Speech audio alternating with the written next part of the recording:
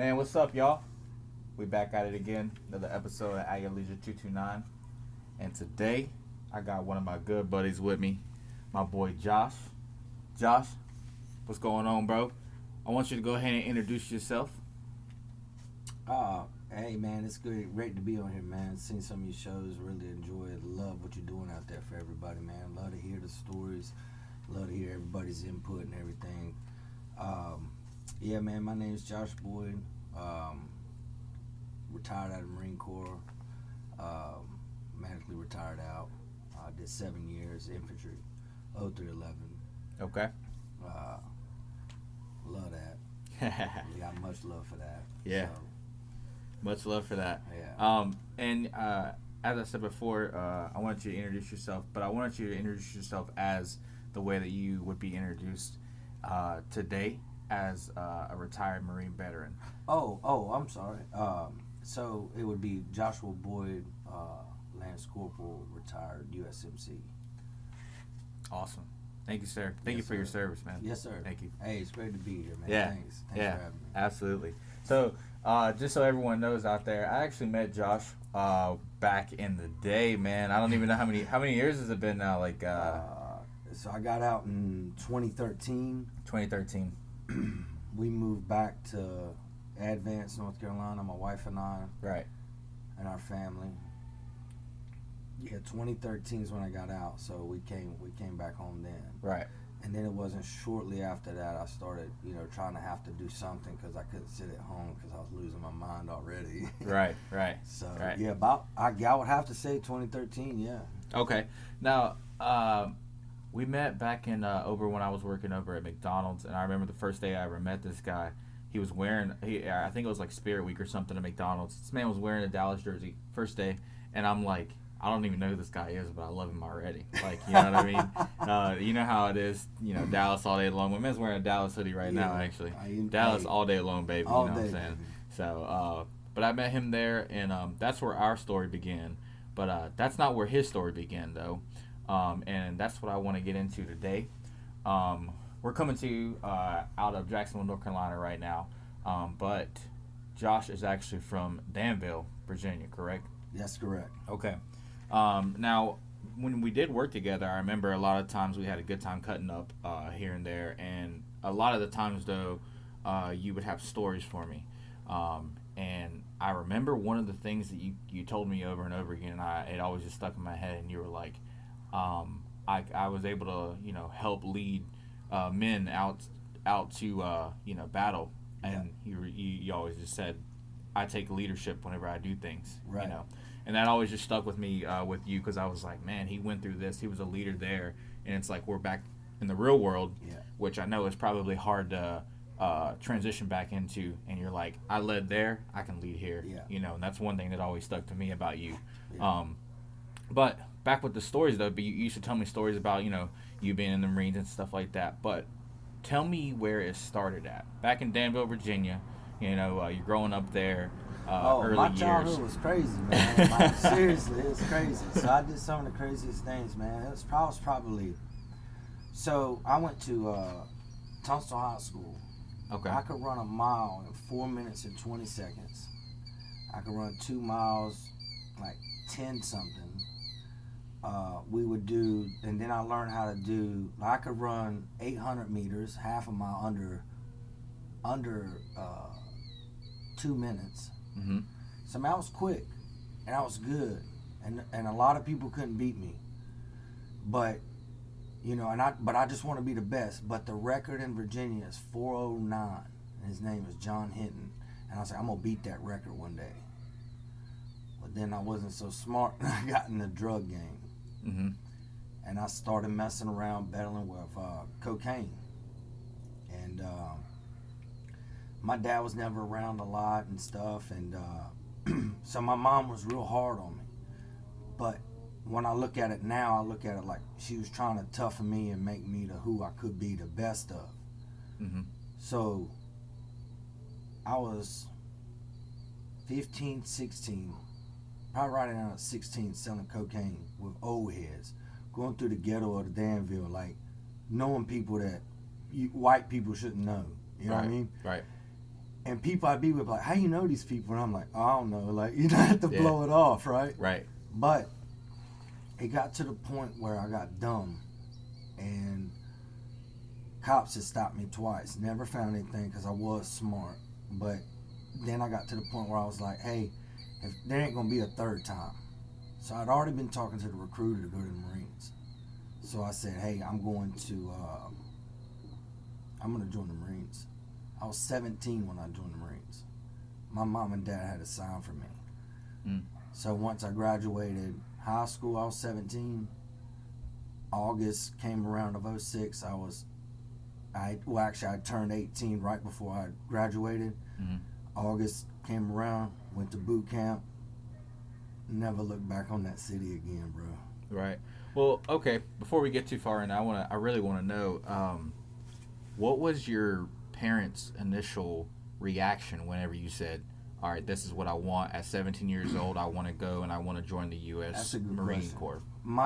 It was during the time of war, so my mom was freaked out, and she told me this later. I never knew this, but she told me this later.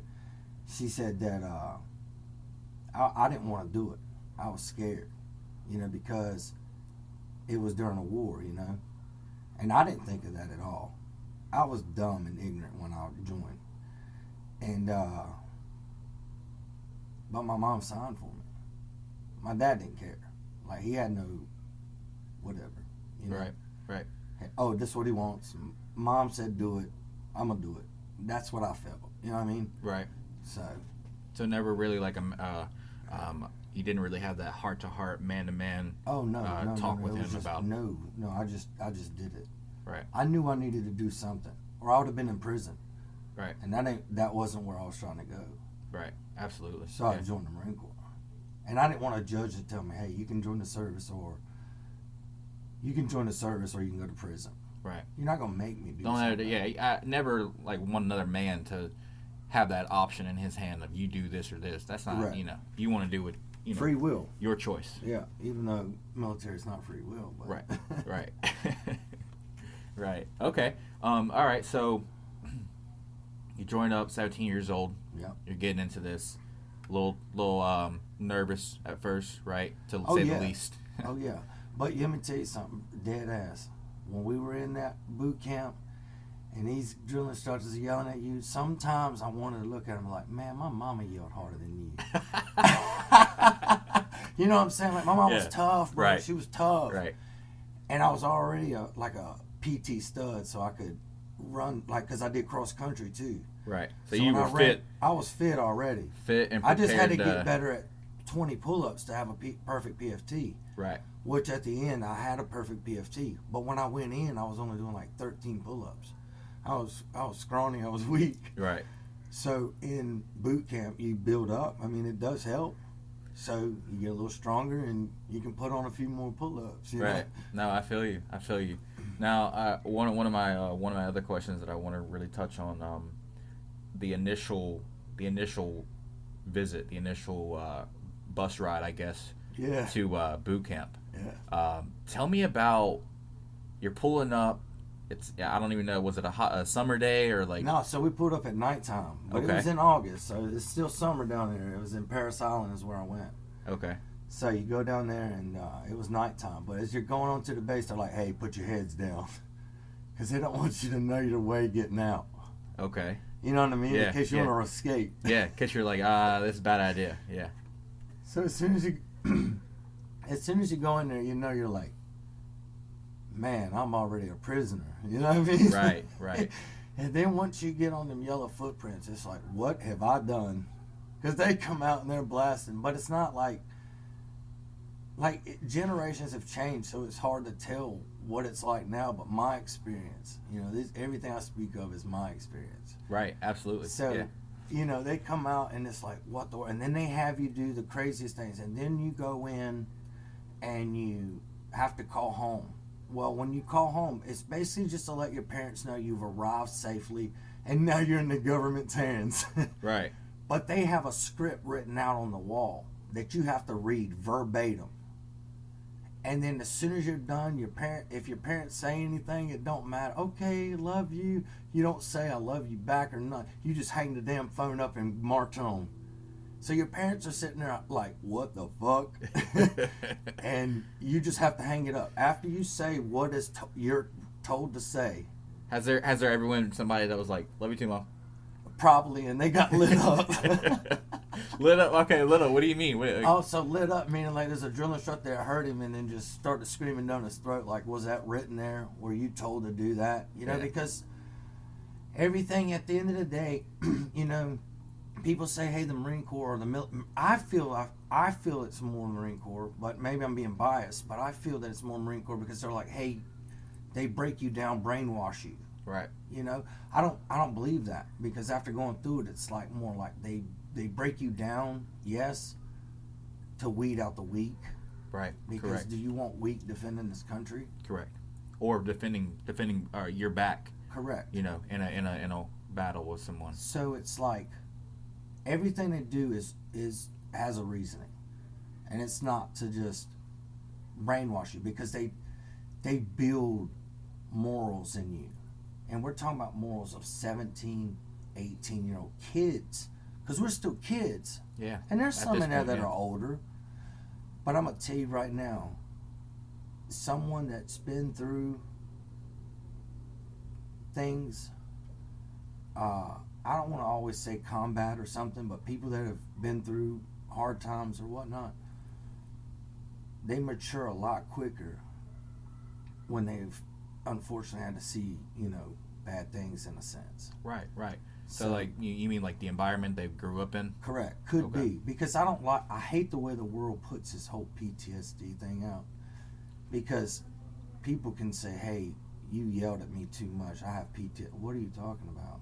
Because your childhood was butterflies and you decided to join the military, your drill instructor was too hard. People are getting out for that. Right. And claiming PTSD, and it's like, what is going on really here? And you have people that are really, really messed up, and they won't even claim certain things, or they can't even get 100%. But you got people that have never. Right, because you got the people who are we call them malingers. Phony, you know. Malingers. Yeah. They're something that they're portraying something that they're not, portraying something that they went through that didn't really happen or didn't happen in that way. Or they hear another story and they want to make it theirs. Right. Yeah. Right. That's a lot of that goes on. Which clout chasing, which is what a lot of people would say that is. You know, you hear a story and you're like, oh, I could make that happen for me. Like I can make a story fit to my life like that. Correct.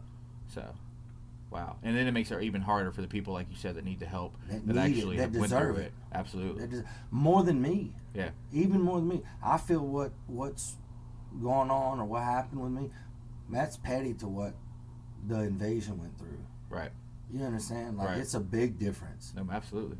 And, you know, but it's not my fault I wasn't there, even though it's like, man, I wouldn't have mind doing it.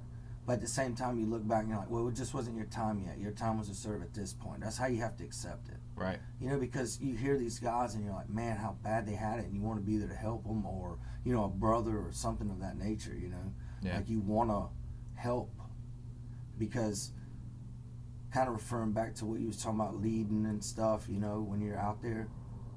Well, when you're the only guy and they tell you when you come in, like, to the fleet is like when you arrive aboard your base. Right. So mine was Camp Lejeune. Right.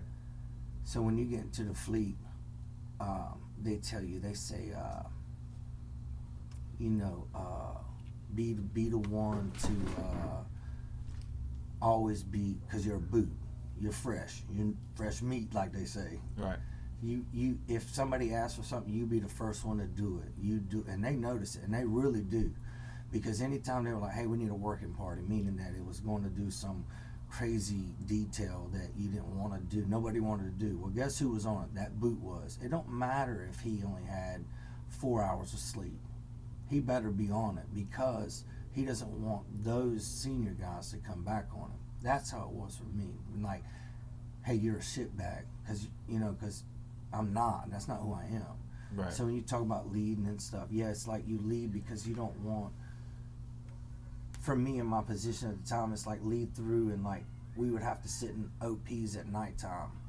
And when you sit out in the observation points, what it is, and you're looking out, these guys would be asleep. There was only 3 people in my Vic. Me, a gunner, and a VC, which is a vehicle commander. Right. So as my job, I felt I needed to stay awake the most, even though I was the driver, you know what I mean? Yeah. Well, I felt that was the least of the worries, you know? And that, I don't know if you're just like that in person. Yeah. Because that's how I am too. Yeah. Like I wanted to make sure they slept because I wanted, if something happened, they had been there before. I wanted them to tell me what to do. Well, what I mean by that is, I mean, like, even like in the, like when we're out, like hanging out, if me and my buddies go out or something, I'm always the one that's like, all right, I'm gonna stay up. I'm gonna drive. Yes. I'm gonna get us there and back. Yeah. I don't know if you're just that type of person outside of like that, like in your regular life too as well. Like you feel like that. It is. Just like you just like take on the responsibility. Anybody that knows me, my buddy Carlos across the street, he's like, man, Josh, he said, anybody know you? He said, they meet you for 10 minutes. He said, they know you'll get a shirt off your back to them. Right. And I'm like, I will. Right. And I don't expect nothing in between it. Right. Or in return or whatever. You know what I'm saying? Like, it's just. I mean, that's facts. I mean, that he's right. You know, when I first met you, I felt the same way. You know, it was only a matter of minutes before I was like, I know this guy's a good guy. You know what I mean? Because it's a thing I read. It's like something on the lines of like, hey, the reason why I am the way I am is because I don't want you to deal with what I've had to deal with. Right. So it's like almost like if I can give you a better path, or if I can make your journey a little bit easier than mine, and we're close, I'm willing to do that. Right. You know, I'm willing to sacrifice that. Right. And that's how I am. I can definitely see that for sure. Yeah. Absolutely. And I love that because I'm like, man, that's true. You know? Yeah. Like now, just to get us back on it a little bit, you arrive over here at Paris Island. Yeah. You know, you get brought in, you see them yellow footsteps, and you know, you reality hits. Yeah. Boom, I'm here. I'm in. What is the next thing? Well, I can imagine there were trying times in boot camp. What would you say would be the most trying thing for you? Maybe not for everyone else. Maybe there's like something different for everyone else. The most trying thing that you went through in boot camp specifically. So I think it would have to be, and this would be crazy to some, but like when you get there, they preach to you. Like because I was in great condition, I don't feel like the crucible. That's one of the biggest things people talk about. You know, you go through this, they call it Hell Week or whatever, and I've heard of it. And it's strong. You know, is this I could be incorrect. Is this like where they make you stay awake and like okay? I don't even feel that was as bad as they made it out to be, if that makes sense. Mm-hmm. So I think, for me, I feel the most paranoid thing I was ever worried about, even though they drilled it into, was knowledge. Because they're like, if you fail knowledge, and in my mind, because again, I was a kid, I didn't know nothing about this. I thought, if I fail this knowledge, does that mean I'm not a Marine, or like I don't, that's how dumb I was. Right. I didn't know. So, but you went to class for all this stuff, and like I said, they drilled it into you all the time, all day, every day. Even when you clean your weapons, you were getting drilled by knowledge. You know what I mean? Just like constant knowledge being poured into knowledge of the Marine Corps, like when it was established, who did this, who did that, certain acronyms, like, you know what I mean? Like that we learn, and it's like, or they teach you or whatnot, and it's because everybody has to learn them. And I don't mean to put you on the spot, but do you remember still? Man, heck no. No, I feel you. I feel you. It's been a while. I mean, yeah, it has been, but it's been a while. No. Yeah. But I mean, I don't know what they stand for, but they'll teach you like JJ did tie buckle. Okay. But that is all acronym. Okay. Like, and I feel like an idiot, but. No, dude, don't. I mean, well, no, I'm just saying because I don't remember. I didn't mean to put you on the spot and make it seem like that. We've been hanging out all day, So I don't remember. Look, I never, but it is what it is. But I got through it. It was fine. Yeah. Okay. Now, next step. I don't know I keep saying I don't know Right. much because I don't know much about Marines or Marine Corps and all Right. that kind of stuff. My knowledge is a little low on that. So tell me, the next step would be you kind of Schooling. you go to school, or you You kind go of to choose school. where you're going to get based at, or do So you have the yeah, option? so everybody, from my knowledge, when you go to Paris Island, Mhm. you're on the East Coast. So what separates it is the Mississippi River, is what I've been told. So, or like, yeah, anything like east or something like the Mississippi goes to Paris Island, and then Right. it's like it kind of travels like I guess they use it as I'm not sure about how it works either, but what I know is that after they get done with that, they have to go to their school wherever their school is. Okay. So like if you do infantry, anybody that went to Paris Island is going to Camp Geiger, which is here in Jacksonville, North Carolina. Okay. It's off of New River. It's called it's Camp Geiger, but it's that's that where not- SOI is. That's where the not school- Lejeune. That's not considered Lejeune. Okay. If you really think it's called Camp Geiger. It's its Right, own right. camp inside of New River Air Station Okay. here in Jacksonville. Okay. But that's where SOI is, which is School of Infantry. That's their schooling. And then on the West Coast, wherever they go, they have an SOI West Coast. But everybody that goes to West Coast boot camp, if they're infantry, they'll just stay out there and do their schooling. If that Right.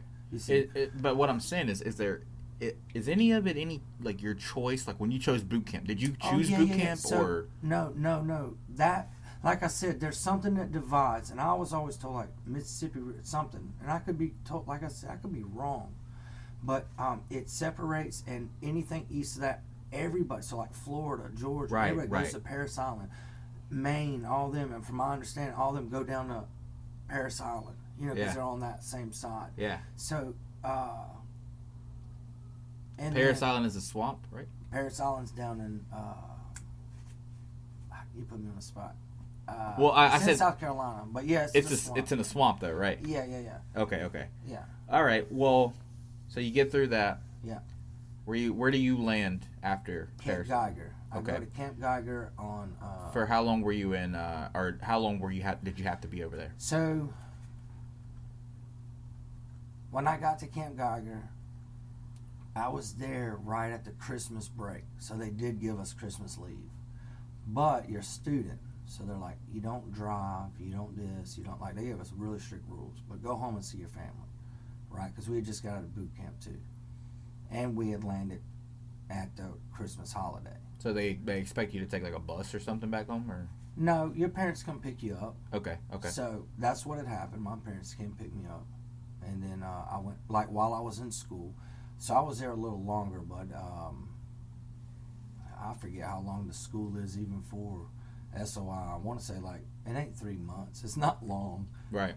but it's Within the same year you're out of boot Correct. camp, you're through SOI. well. So I went in August. So August, September, October, November. I got out in November. I reported to Geiger, and then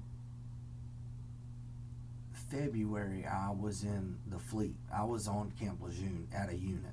Okay. So that's where you landed after Geiger. You're in Camp Lejeune on a unit. Correct. And when you say unit, how big of a unit are we talking right here? How many soldiers are in this unit? You have an H&S company.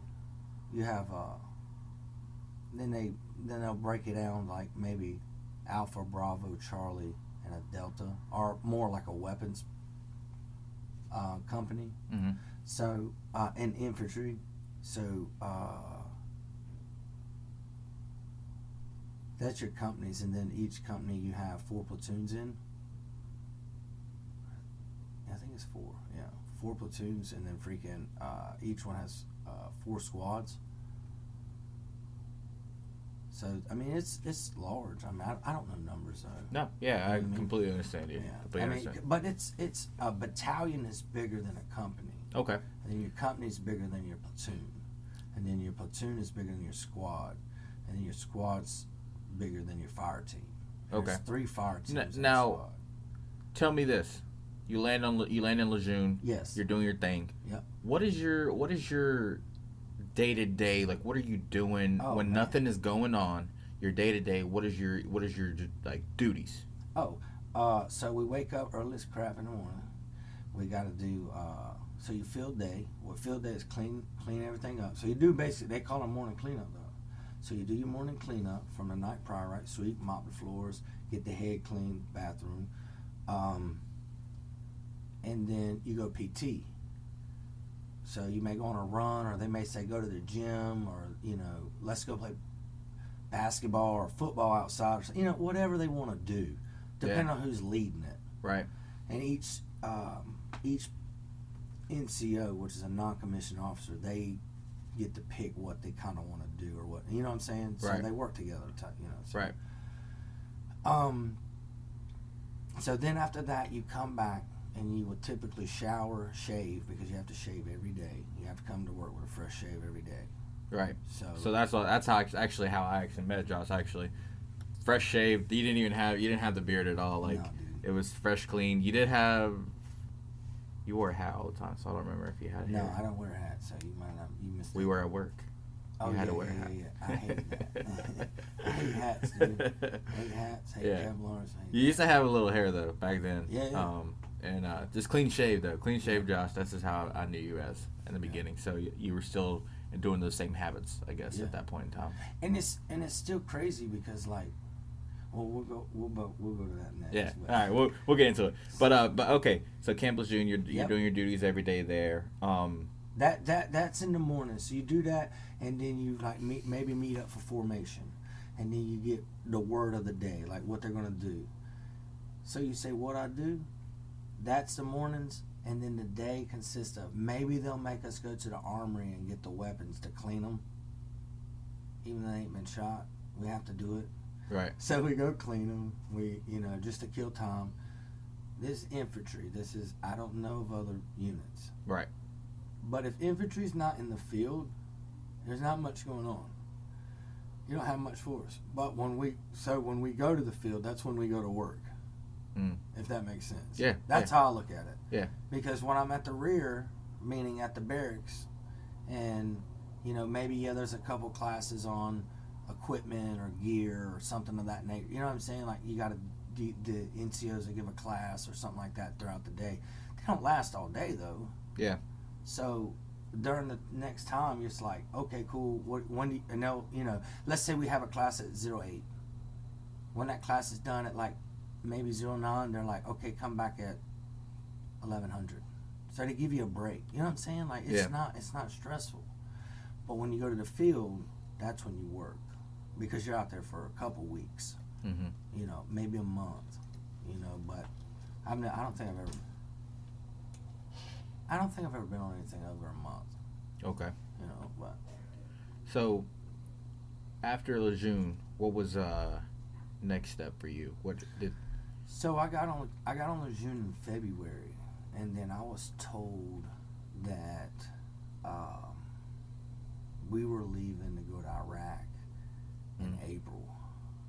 They just came to you one day and they said, "Hey, they're like, hey, we're slated to go." Like, so what I mean by that is, like, a battalion has to go through, like, they're like in a waiting list. It's in the way I envision it, it's like this battalion is slated to go next. Once that battalion gets sent off, the next battalion moves up. Mm-hmm. Does that make sense? Yeah, no, absolutely. You have every battalion in the 2nd Marine Division. Okay.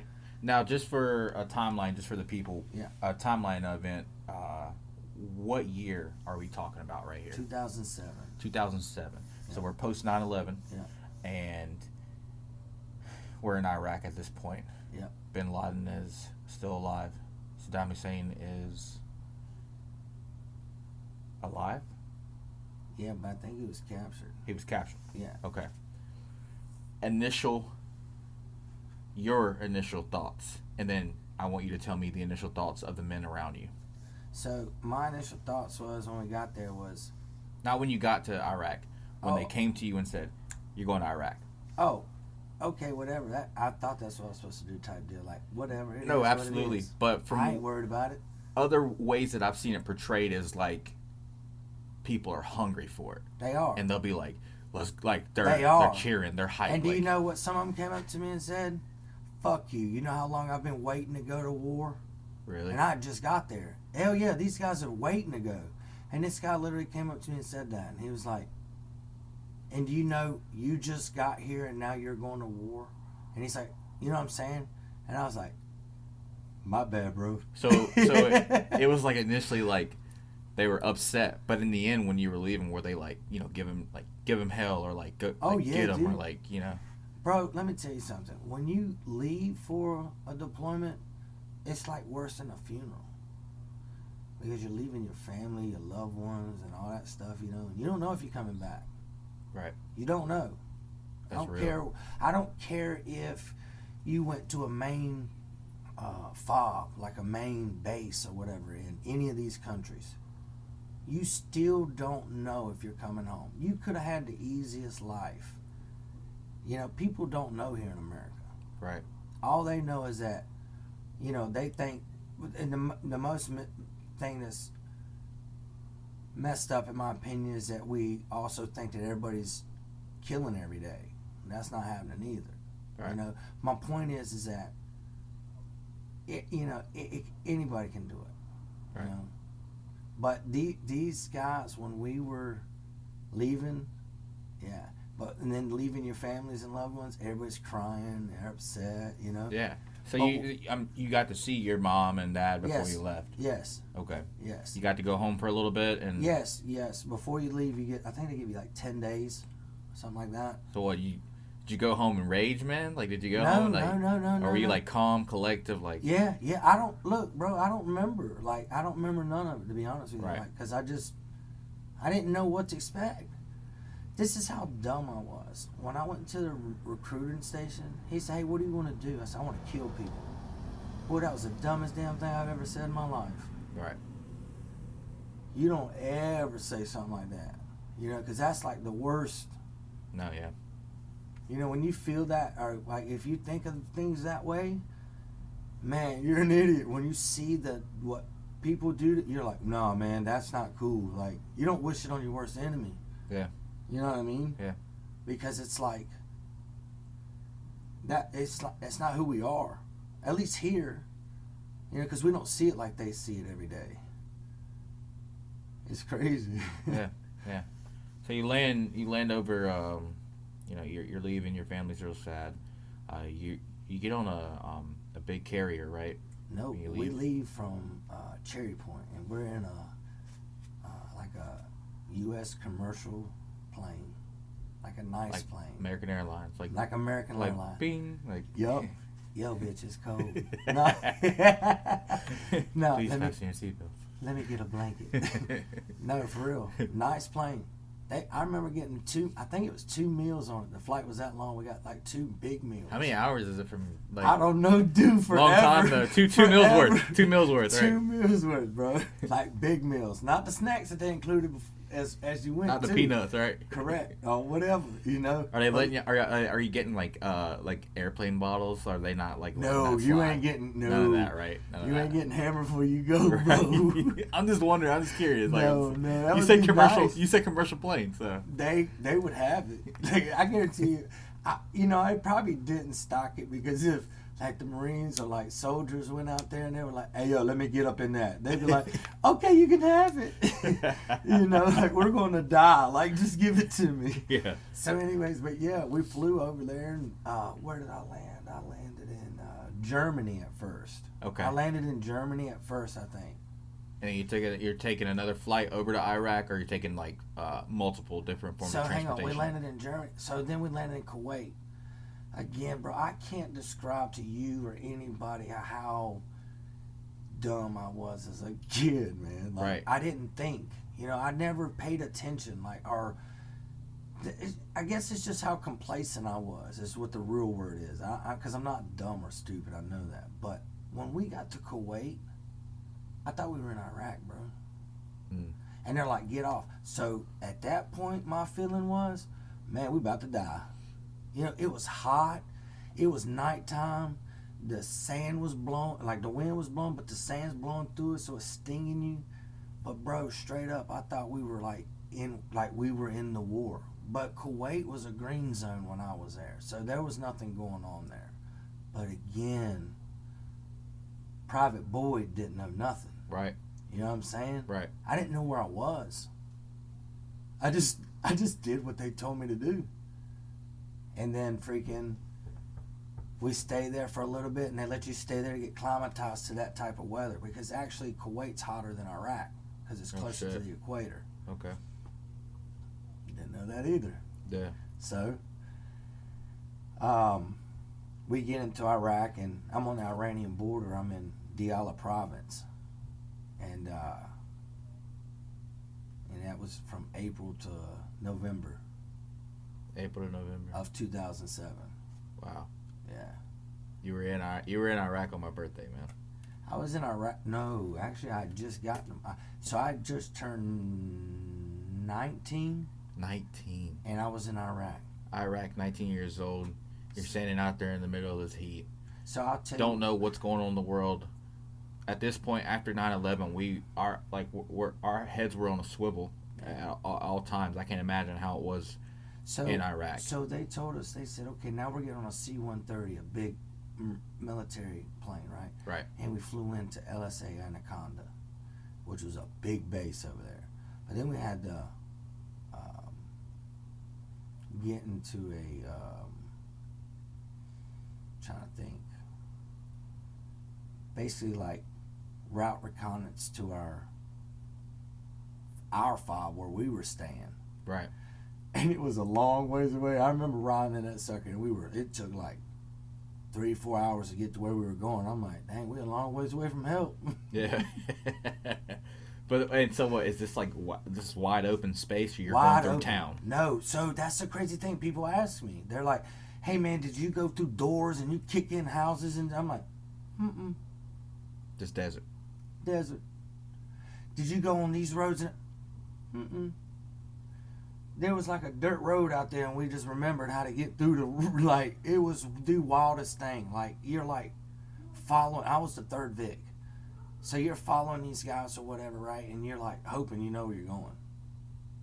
You know, I mean, yeah, we have GPS and stuff, but it was just wild. There was there was bare minimal hardball, meaning like, hard roads. Right. But bro, it was the craziest thing. When we were on those hardball roads, if Iraqis were coming, they parted for us like the Red Sea. Like, they knew not to be on the roads, because if they did, then escalation of force would be to shoot them. Right. And you're like, so they knew to get off the road. You know what I mean? Right. Absolutely. It was crazy. But did some of them try it? Yeah. Yeah. But it's crazy. Yeah. They're crazy. Yeah. No. Yeah. Now, you're over there in Iraq in this time, and you're going through the motions every day. Tell me about any experiences or anything you've heard of that people you may know about the wildlife in Iraq, because I heard, or I've seen, not necessarily heard, I've seen different things like scorpions and shit like that, like sneaking into your bed while you're sleeping. Or so whatever. I don't know about that, because I didn't have that happen. However, we did find scorpions. Right. So we were in a HESCO. HESCO's is like filled up with dirt or whatever, and they'll take a bullet, like you're behind the other side. Like QRF, our QRF was this quick reaction force, where we sat right on the line of the first defense, if that makes sense. So what happens is what they do is, if there's someone out on a patrol and they come in contact with a TIC, so like a troops in contact, they will call QRF, and they'll help them reinforce them, so they're not there by themselves. It helps. You know what I'm saying? You're back. And that's what you would be doing. I could do that. I could be on patrols, and then so after what we had we had designated. So it was only a company over there. We were only a company. We're a Bravo company. And that was it. But I was with AT Battalion. So that was Anti-Terrorism Battalion. So we went over just as a company, and there was guys that I went in with. They went before us, like before the group, when we got like their boot drop. Those guys had been there before, been to Iraq before. Right. Like some of them had been. So it was good to know, you know, it made you feel better, you know, because you didn't have all shitty leaders, if Right. that makes sense. You know what I mean? Right. Because it happens. You know, they're not all studs, you know, and they're not God's gift to the Marine Corps. Right. None of us are. You Right. know what I mean? Like, we're just a number. Now, throughout this time, I'm sure you met a lot of honorable men, a lot of good men, and I'm sure that there's a lot of good men that you haven't talked to or will never be able to talk to again. But in the time that you were there, Yeah. can you narrow it down to one specific person that you came in contact with? You may not have had a one-on-one conversation with him or her, because let's be honest, there's some badass female Marines, you know what I mean? Or just female military. Yeah. Is there one person that you would say that you could narrow it down to that you were like, that's the most honorable person on my scale, that's someone that I look up to the highest above anybody else? Like I said, it doesn't have to be someone that you come in contact with. It could be someone that you just seen from afar or heard motivational speeches from. Yeah. That was a Marine. Yeah. Is there someone that you know of there and that you can describe and talk to me about? Yeah, so when I got to the fleet, when I was there in Lejeune, right, there was a gentleman his name was Corporal Gilo, and he took me under his wing. There was also another gentleman by the name Corporal Stewart who really took me under his wing. But both of those guys were like big brothers to me. Mm-hmm. I'll never forget when I got there, Corporal Stewart, I was always there to make sure that they'd said, make sure you're up cleaning in the morning first because you're the new guy, right? So I would literally be up doing what I was told. To the point where Corporal Stewart came in one day and he said, if I come in here in the morning and I see you with this mop in your hand or broom in your hand, I'm going to beat you with it. So the next morning I wouldn't touch it because I believed this man. Mm-hmm. And he was a big guy, real big guy, great guy, but big guy. You know, I'm like, oh shit, you know, I ain't getting beat by this guy. And he freaking came in the next morning, and those guys, my roommates, were still asleep, and I didn't get, you know, they didn't get up, we didn't work, you know, I was like trying to do, nobody wanted to move, so I started doing it. Man, he came in hot. I looked up to it to the point where he was like, hey man, he was a NCO and my non-commissioned officer, but he had a family and he stayed out in town. He said, you're gonna stay at my house tonight. Took me to his house, fed me, everything. Next morning he brought me in just so I wouldn't be the one cleaning. That's how, like, you do good things, it does get noticed. Right. You know, you just do, and it's really just do the right thing. And then Corporal Gilo, he was always a big gym guy too, big guy. We would sit there and I was just learning about how to lift, went and bought some protein for private was like his whole paycheck. And I bought one, and Gilo said, hey man, I don't have no protein. You mind if I get a scoop for yours? I'm like, yeah, that's fine. And I think he gets like 4 or 5, and I'm like, holy hell, there goes my whole jug. You know what I'm saying? Like, right. He was a big dude though, right? One day he says, hey man, I need help moving my stuff. I said, you know, Corporal Gilo, I'll help you move your stuff from his house, because we were deploying. So we had to box all our stuff up. And he's like, okay. And then he asked me, he said, how much are you going to charge me? And in my mind, I'm thinking, that's not what you do. You help your brothers out when they ask you to help them, you know, like, you know what I mean? Right. So we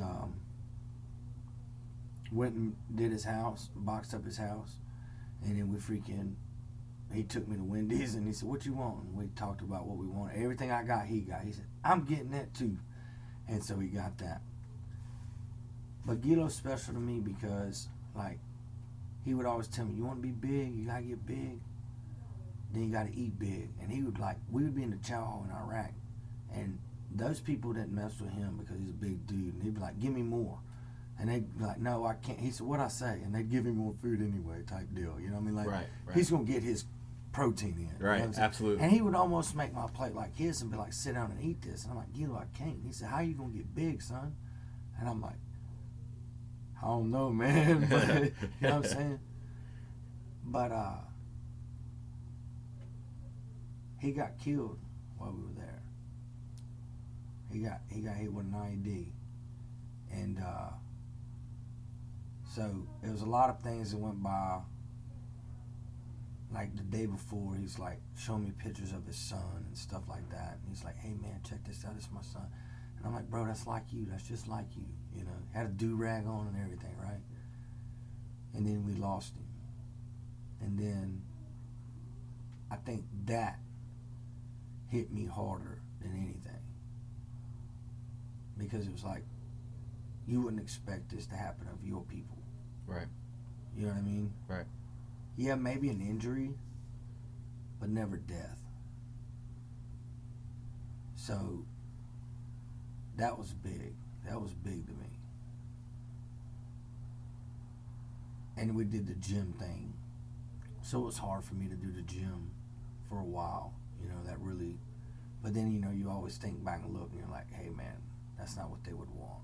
Right. Like keep living and getting big, or, you know, being healthy, or doing what you do for you, me, everybody. Like if you want to do it for me type deal, because I don't believe that he's a selfish person. You know what I'm saying? He yeah. So, but that's probably those two are the main people that I would give. Yeah. Yeah. Yeah. That's awesome. That's really awesome that you were able to, you know, have those kind of relationships. Yeah. With those kind of guys, and you know, develop that kind of stuff, man. So. But I mean, I've got, you know, even through that stuff, man, met great people. Yeah, absolutely, the whole way. Great people all the way. Now, a lot of times, you know, people in the U.S. don't get a clear picture of what goes on over there in Iraq, just because whenever there are films made about it, Hollywood does their thing and turns it, you know, all kinds of crazy ways. A grenade can't take out a village. Right. I promise you. Right. But so like one thing that I wonder about, and I've always wondered myself, is the people there. Okay. I'm sure it's just like how it is here. Some are good, some are bad.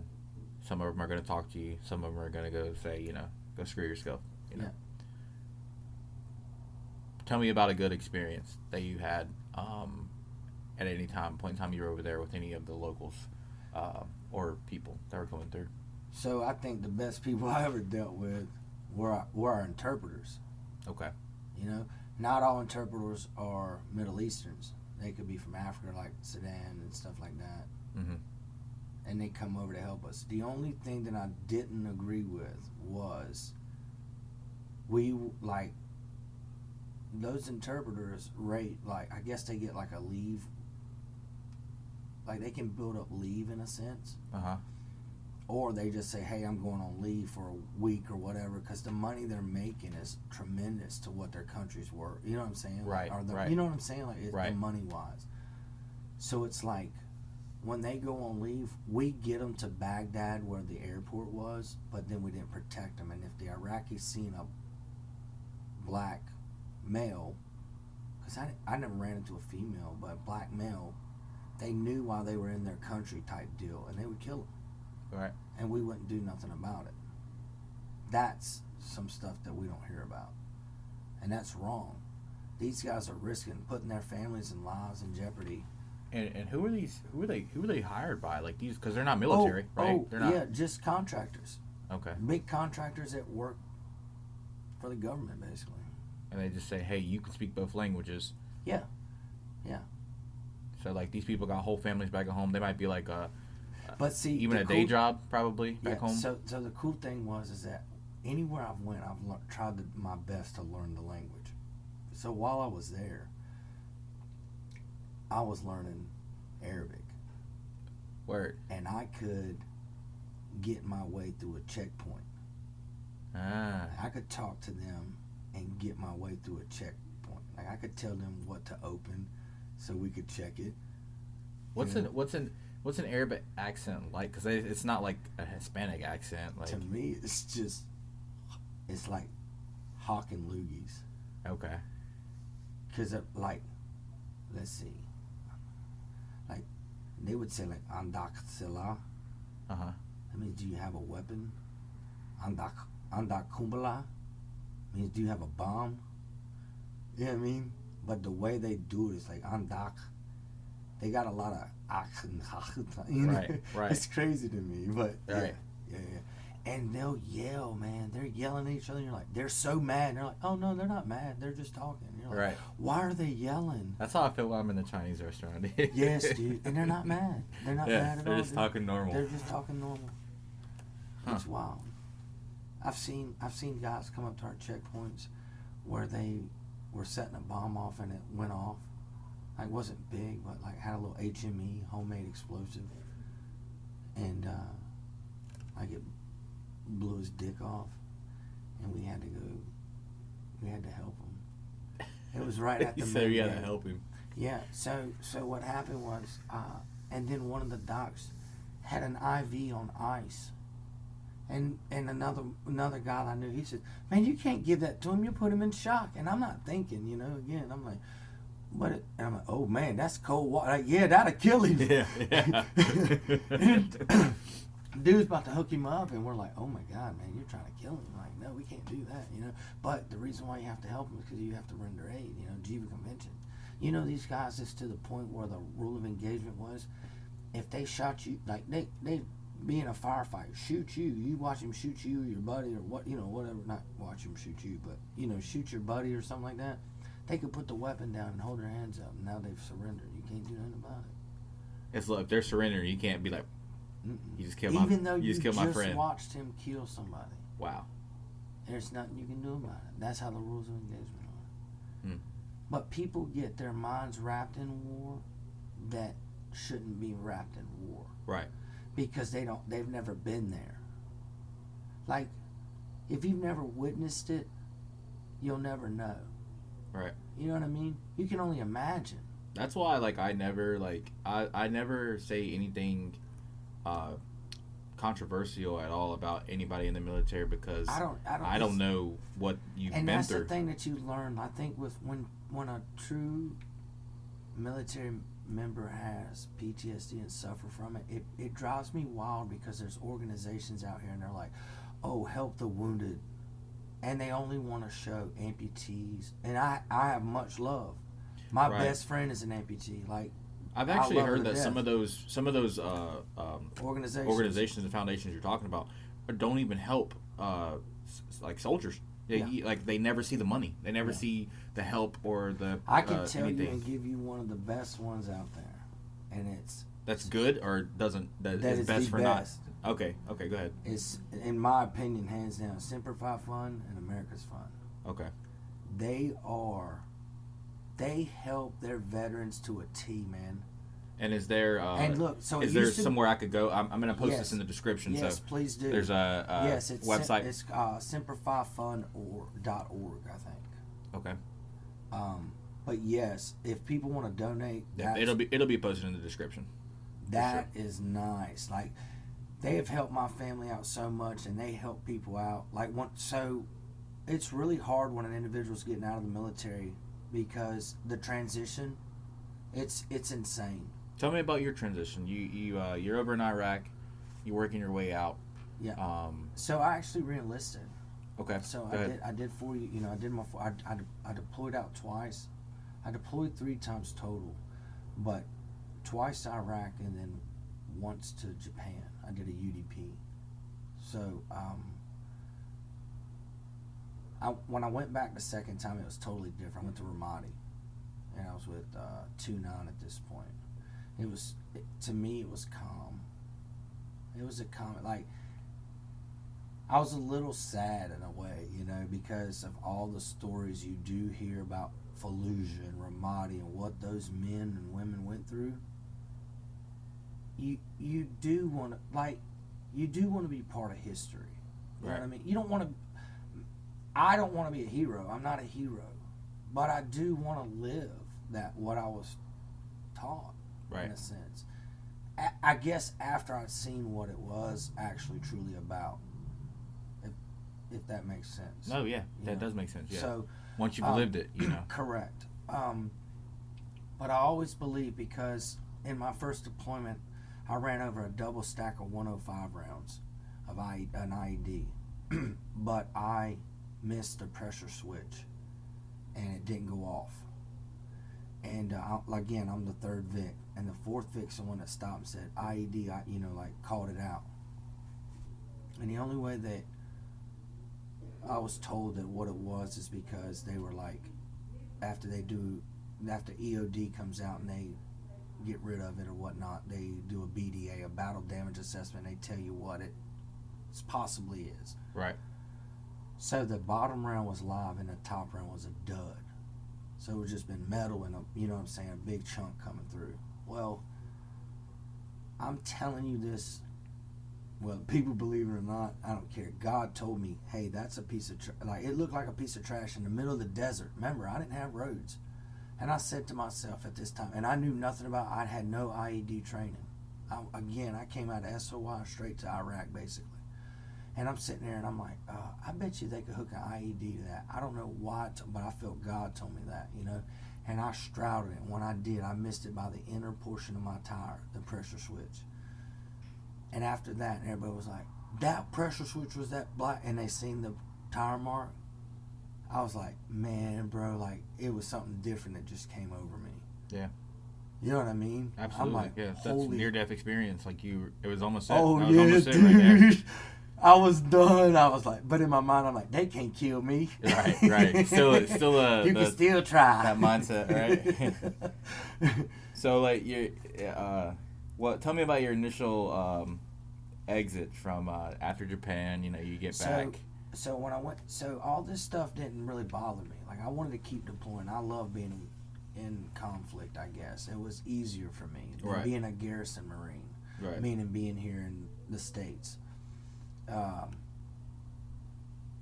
when I got out, I was in, when I did a lat move, I was in 2nd AA Battalion, which is 2nd AAVs. I had to do a lateral move.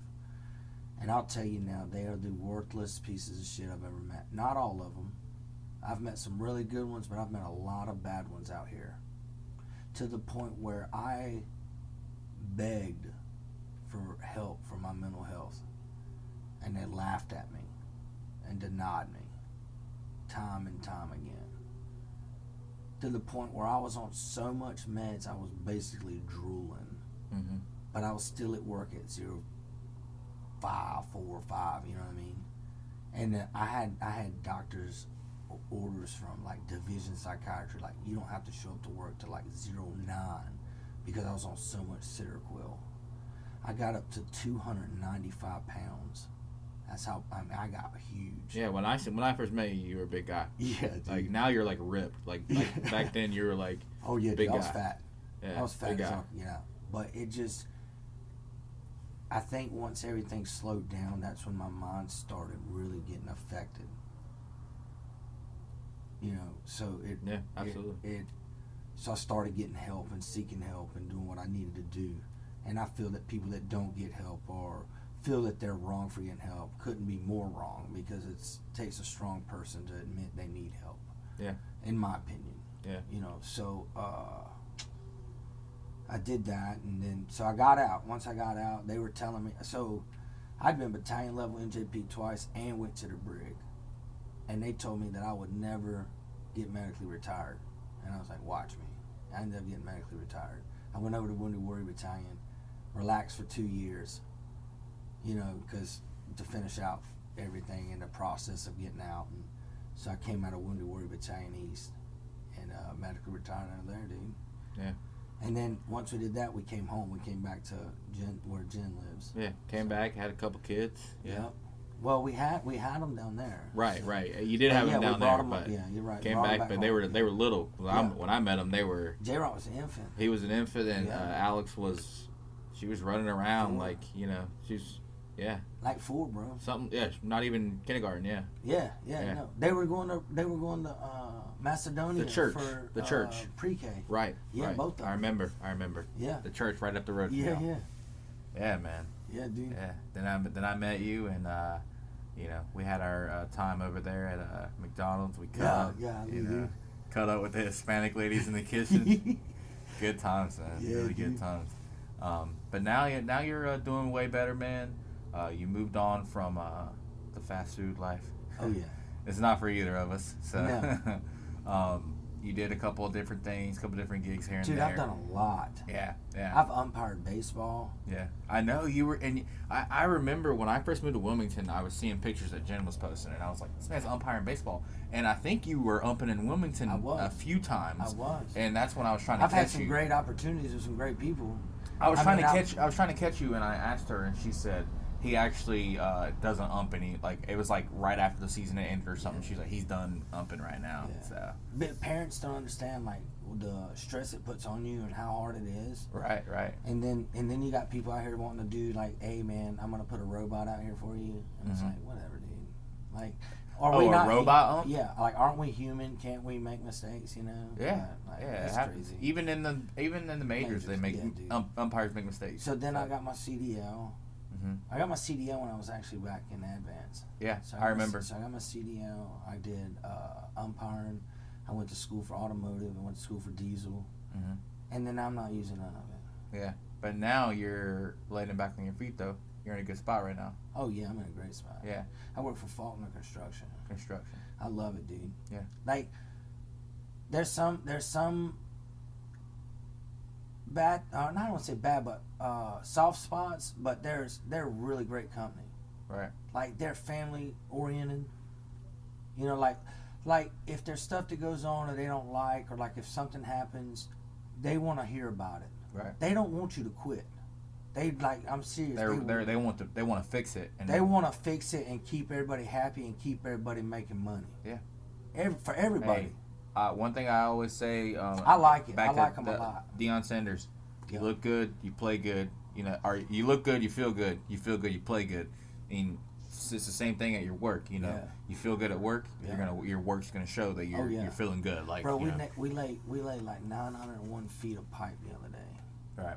It was, for granted, it was only edge drain, but like the edge drain on the runway to Camp Davis is where we was working, and so but to do edge drain, you dig it, you have to lay fabric down, then you have to lay rock down, then you lay the pipe down, then you got to rock it again, then you wrap the fabric. So it's very tedious. Right. But we laid 900 feet of that crap. Jeez. It was a lot. And hey, look, a long day. What kind of a day is that? What kind 10 of hours. 10-hour day. 900 feet in 10 hours. Yeah. Yeah. Huh. Yeah. We set 2 head walls. Like the guys I work with now, like, cause I had to switch crews. Right. But I switched crews and I'm in a great spot, dude. Yeah. I have an awesome foreman. He was a prior infantry guy. Oh. Okay. Yeah. So awesome. he's cool.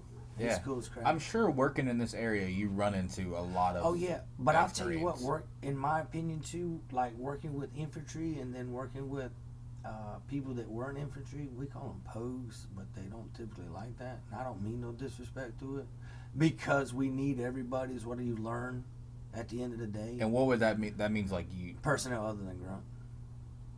Okay, and I had 2 more questions, and one of them you're halfway just answered me. What is it?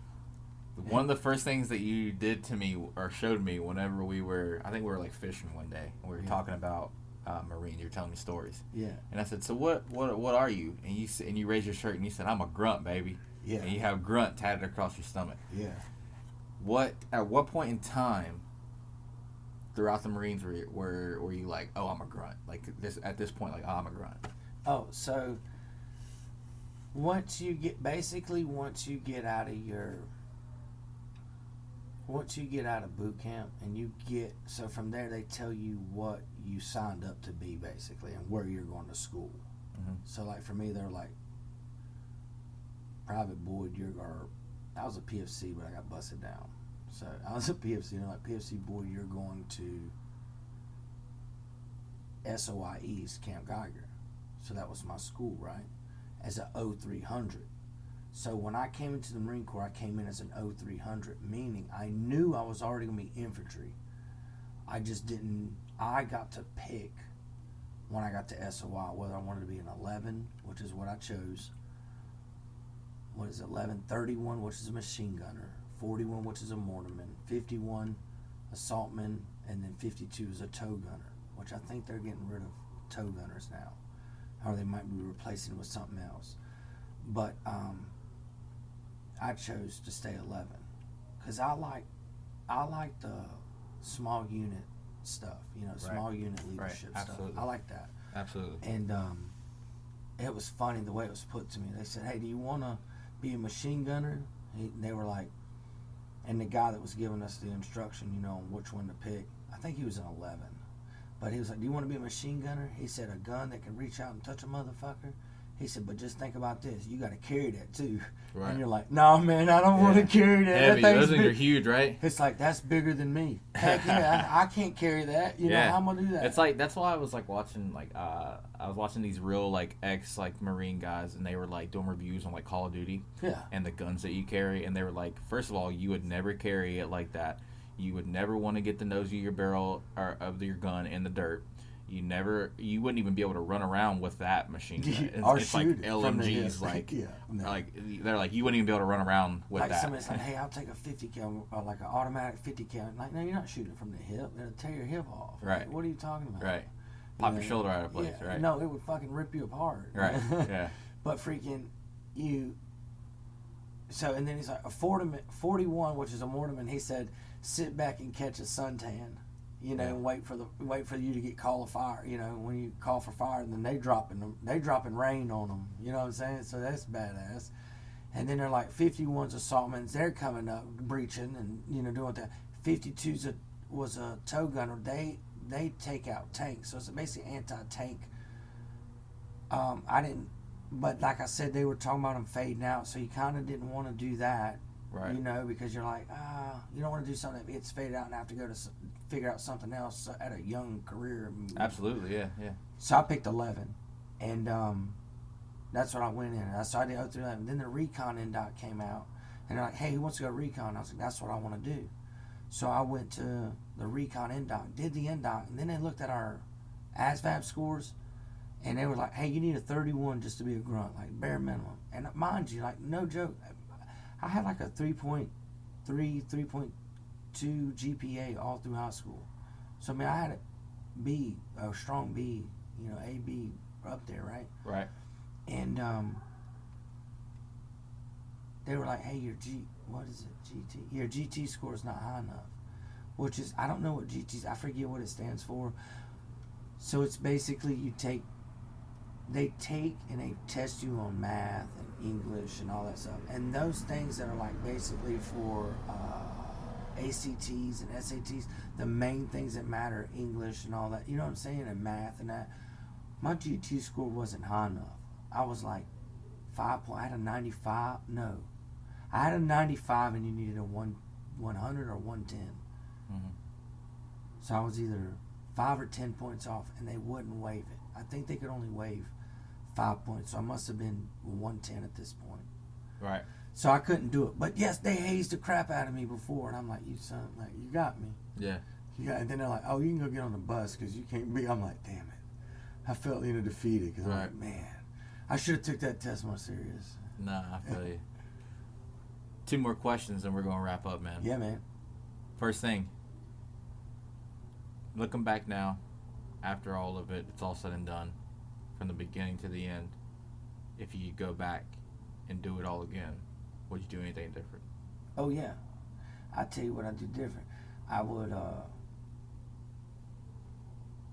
save more money. More money. But I would not change anything that happened. You know what I mean? Mm-hmm. Because it built me and made me who I am today. I still got the morals and values that I need to have and try and be the best dad that I can be. Yeah, there's no book to that. Absolutely. We didn't even get to touch on being the dad portion of it for you. But on top of everything, you come home and you're a husband and a dad. Yeah, work all day, come home. But I'd rather do that than do what my wife does and have to deal with the kids in the house. Right. That's hard. Different levels of stress, right? Oh, yeah. Last thing. I always ask people 2 things. What matters more to them? Tell me this. For you, what means more to you? Being respected or being feared? So I like to go with the humble answer and say be respected. Because I feel that if you're respected enough, you're beyond feared. Right. They already fear you enough. So you feel like with a great amount of respect, fear could never compare. Correct. Good answer. I like that. Yeah. I like that a lot, man. Yeah, bro. Yeah. It's been real, man. I really appreciate it. Thanks for having me. I appreciate it. For I know you keep saying thanks for having me, but I appreciate you for having me. And your house, always opening up since day one. You've always opened your doors to me anytime I want to come through. But I really appreciate you taking the time out of your day Yes, sir. and sitting down with me. Yeah. Hopefully, some of those things that I couldn't clear up, if you have viewers, maybe they could help you understand a little more. Yeah, absolutely. I hope they do. It was more about really just hearing your story. Right. And I appreciate it. Yeah, absolutely. I'm glad that I was able to come over and you were able to tell it. And there will be other opportunities for us to touch base again. And talk about more things. We will. Yeah. All right. Well, I appreciate it again. All right, man. Once again, I had Josh Boyd, Lance Corporal Josh Boyd. I appreciate you coming on, man. Much love, brother. Thanks, brother. Yeah, man. Absolutely.